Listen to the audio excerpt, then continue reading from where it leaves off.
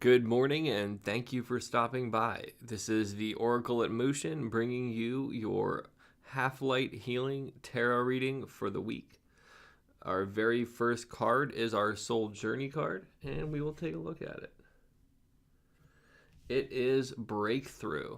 So looking at the card, there is a lot of green on the border. Green is relative to the heart chakra. Most breakthroughs are heart-centered. There is the turquoise that you can see here. Turquoise is relative to the throat chakra. Part of the breakthrough is kind of getting this cosmic wisdom communicated to you, which is expressed here through the crown chakra opening up and kind of connecting to this beam of light. So one way you could look at it is the projection of our consciousness out into the universe, and the other way is a funnel of the consciousness being dropped down into our minds. You also will see these tones of orange and yellow around the lion. Yellow is sense of self. It's relative to the navel chakra. The orange there is all about sexuality, creativity, and that kind of will make us courageous when we tap into our creativity and when we tap into our sense of self. There's also these red aspects there. The red is about the root chakra, kind of being grounded in the material world, birthing this creativity and sense of self. It's a pretty heavy card, so it's going to be a breakthrough week if you are able to tap into your potential. And we will see what the other cards are for this week. So your next card is going to be your shadow card. And it is the Fool upside down. Actually, this week as well, I'm going to be releasing an episode, a series that I've begun recording with Stephanie Capone, if you remember her from a while back. And her and I are going through all of the tarot and discussing it for you so you can get a deeper understanding of the cards. And you can really begin to explore the benefits of tarot for yourself if you so desire. So anyhow, back to the shadow card. It's the Fool. And the shadow aspect of it is recognizing that sometimes we're so in such a hurry that we step out into situations we have no business being in.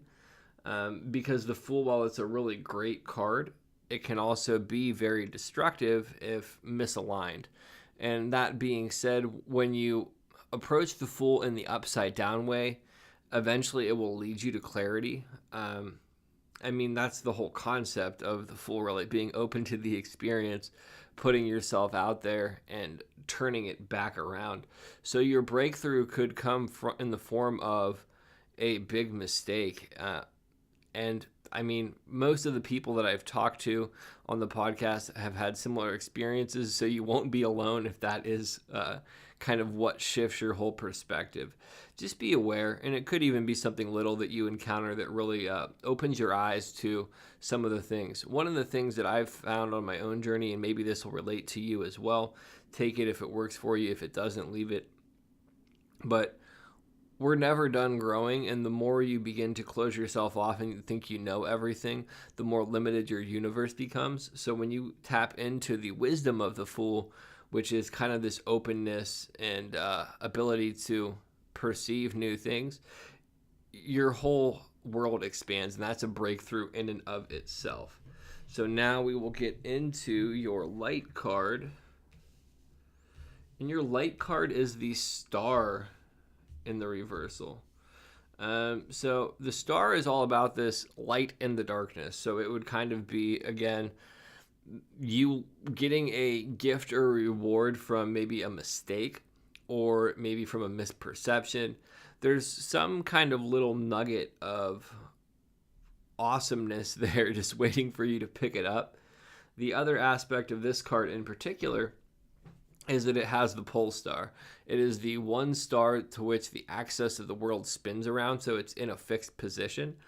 And when you begin to step into this fixed position in your life and recognize how everything revolves around you, not in an egotistical way, but in the sense of being important and understanding that your own choices and actions are what you have control over, and the situations that you're in are a direct result of your choices and actions.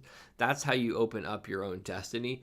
If you look at the card, although it's upside down, let me flip it right side up for those watching these videos and not listening to the podcast. If you do want to check this out on the go, you can go to anchor.fm/spiritualphoenix, and that would be SPIRTIUALFOENIX. Phoenix is spelled a little bit differently, but you'll figure it out if you want to. And so if you look at the card, there is this character walking down this path. That path really is your life, and it's kind of a difficult path, it seems. It's definitely very shadowy and dark, but he or she is being divinely guided by this light. That is you using the light of inspiration, the light of your breakthrough, to pull you through your shadow of your foolish ways and to bring you into your actual light card. Now we will step into the integration card. This is something that's going to help you or something that you need to cultivate, and it is respect. It was in the upside down position. I turned it right side up so you could see it better. So the respect aspect of this is respecting both the shadow and the light side of your personality. You need both of them to be a integrated individual.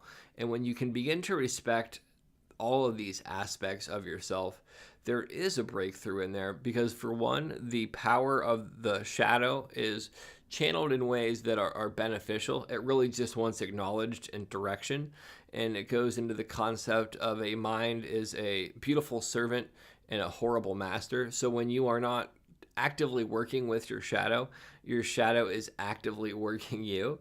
And the other element of it is respecting the light, but then also having respect for the fact that light can become so corrupt that it casts shadows where there are none, in a sense. And that might not make sense in a physical way, but if you really look at a lot of the things, the horrible things that have happened in the world, it was most often because of good intentions and what people perceived as light. So you need to really have respect for both facets and understand that they help you find this counterpoint, this balance. So your breakthrough is really going to come from probably bumping your head on something this week. And you might have already sorted the bump out, but you're going to be beginning something new. There's both of these cards, the shadow and the light card, shadow and the light card have these points of light in the top of them. So there's going to be some divine guidance because it taps into this whole light coming down here. And when you have this deep internal respect, because the respect card looks like it's buried deep inside, you are going to get some different experiences. There's this saying, nothing changes if nothing changes. Your breakthrough is going to cause you to make changes, which will allow things to shift in a big way for you. I would suggest that you open up, be ready for the switch, and just have some ability to adapt. And with that, I just want to let you know I'm updating the Oracle at Mushin website. So if you go to oracleatmushin.com, the layout should be a lot easier to navigate if you want a personal reading, if you want some Reiki, or if you want coaching. It will be that much easier for you to get it. I understand that you are busy.